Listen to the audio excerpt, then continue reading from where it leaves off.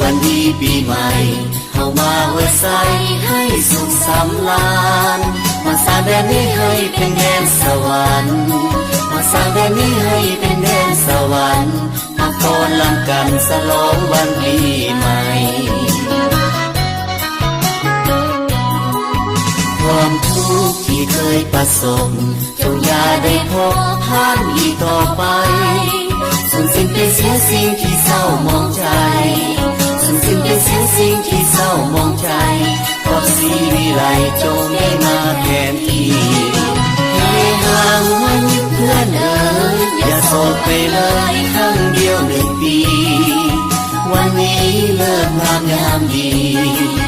วันนี้เลิกงามยามดีเอามาสวัสดีปีใหม่หากใคร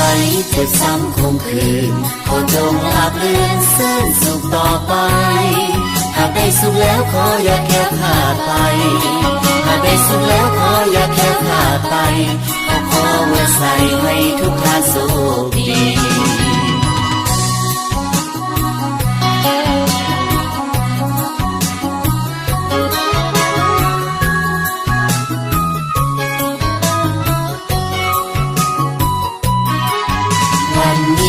วันดีปีใหม่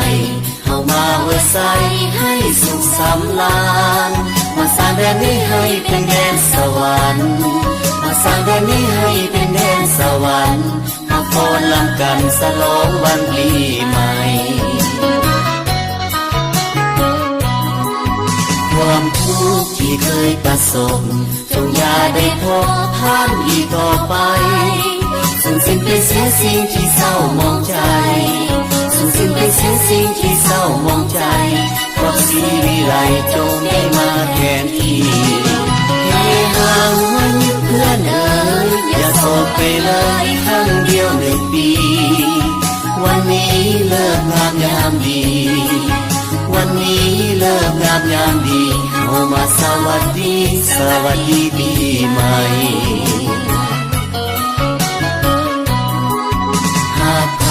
เจ็บซ้ำคงคืนขอจงราบรื่นเส้นสุขต่อไปหากได้สุขแล้วขออย่าแค่ขาดไปหากได้สุขแล้วขออย่าแค่ขาดไปขอไว้ใส่ให้ทุกท่านโชคดีขอไว้ใส่ให้ทุกท่านโชคดี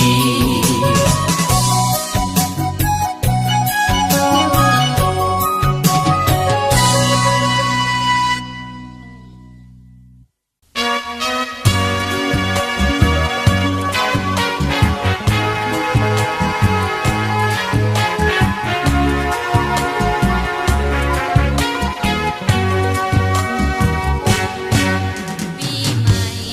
มาแล้วนะพร้อมกันมาเอาพร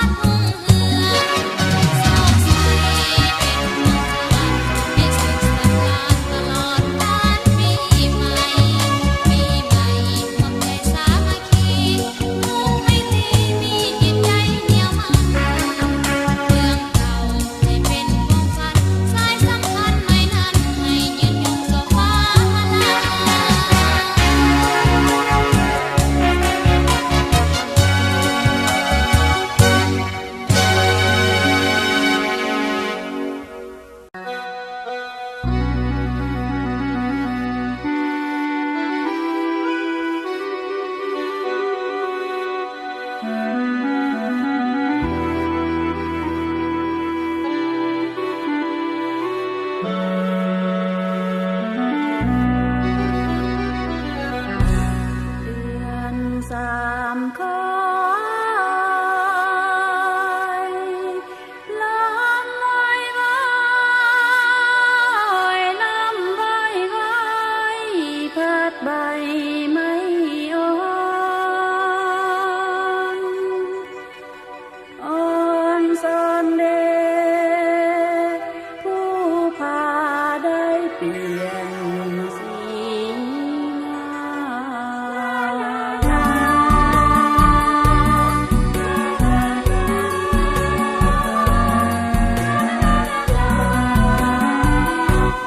นกน้อ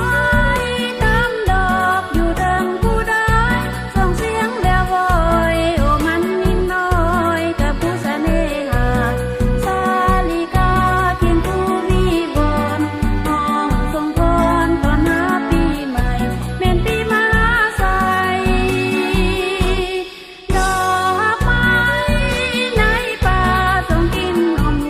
วนขอมอบไปเป็นของขวัญให้นักโลกปลดปล่อยป่าสา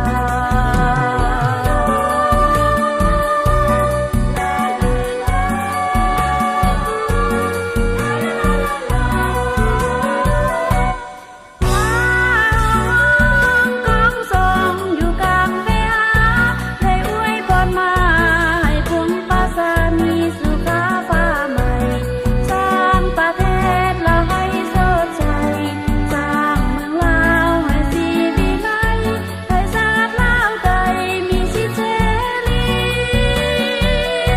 ได้ถึงสีแดงแห่งการปฏิวัติภายใต้การนำมันสาระสงสัยชาติลาวก้าวไปปีใหม่ที่สวยสง่างา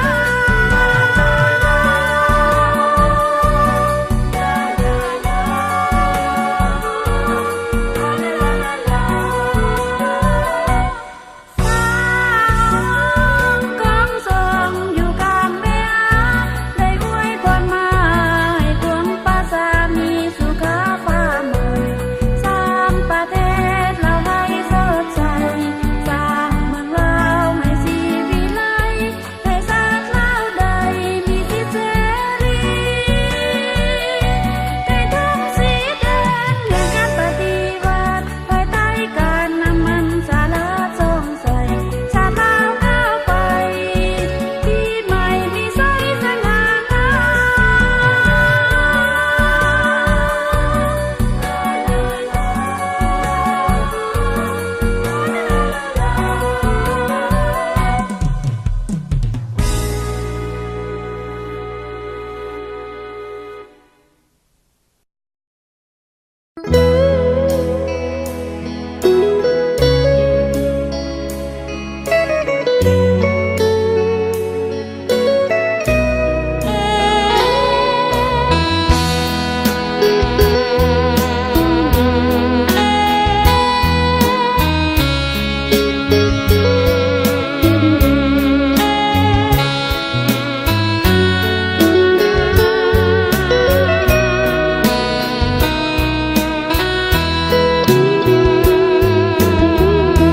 ปีใหม่แล้วแก้วตา สุขซื่นเถิดนาอย่าโศกสัน ลืมความคุ้นของมองใจกัน ให้ปีเก่านั้นหอบพาไป ปีใหม่แล้วคนดี สดชื่นสุขีจิตแจ่มใส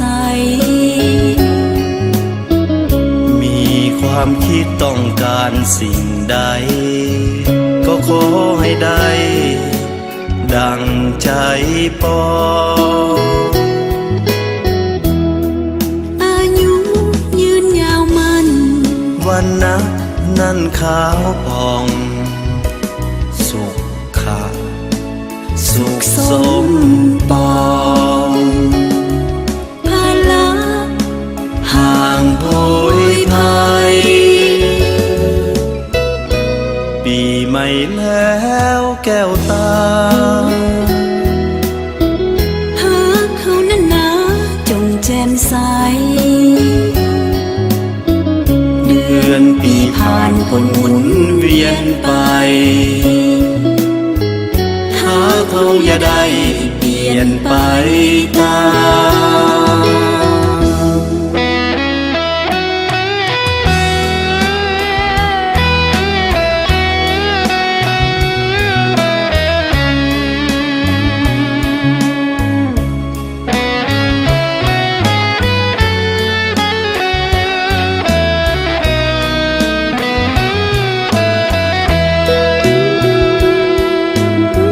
ปีใหม่แล้วคนดีสดชื่นสุขีจิตแจ่มใสมีความคิดต้องการสิ่งใด ก็ขอให้ได้ ดังใจปอง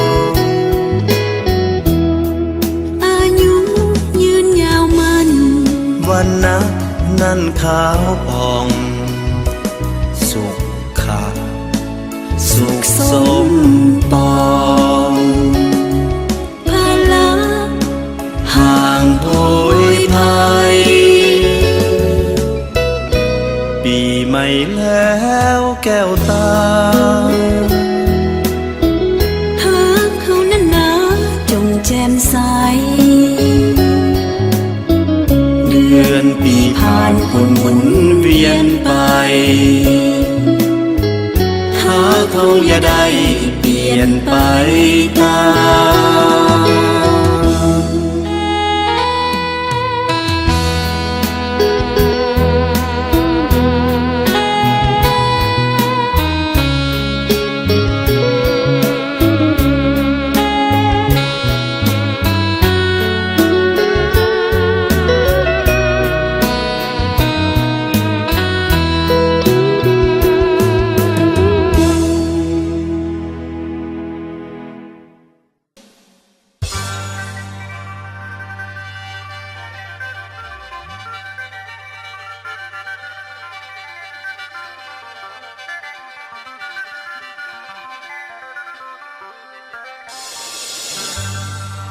ปีไม่มาดอกฮอดแล้วเน้อฮอดแล้วเน้อให้ลาวหุงดอกยังสีขอให้ลาวของเฮามีแต่ความเจริญเก่าอันว่าความมองเศร้าให้ไปตามเน้อปีเก่าปีไม่มาฮอดแล้วเจริญขึ้น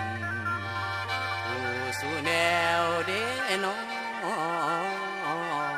เด้อลาว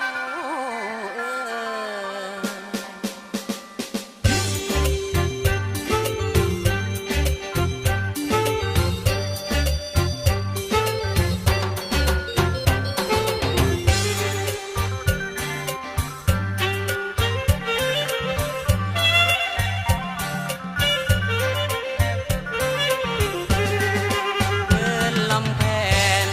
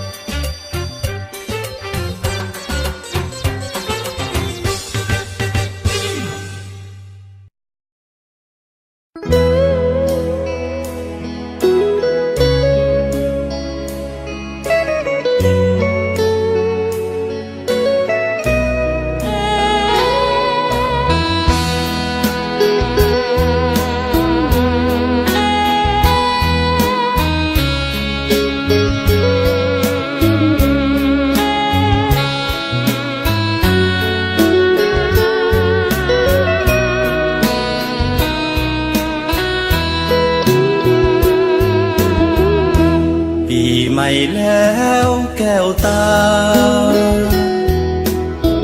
สุขซื่นเถิดนาอย่าโศกสัน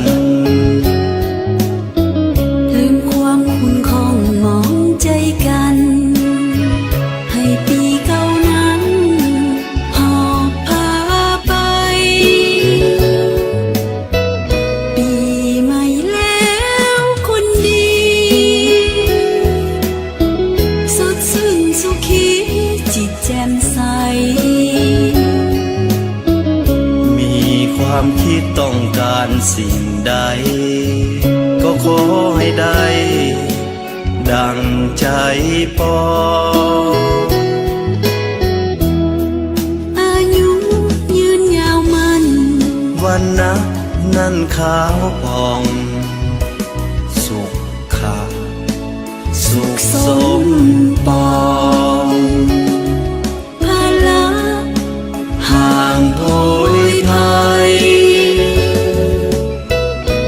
ปีใหม่แล้วแก้วตาหาเขานั้นนะจงแจ่มใสเดือนปีผ่านคนหมุนเวียนไปหาเขาอย่าได้เปลี่ยนไปตาม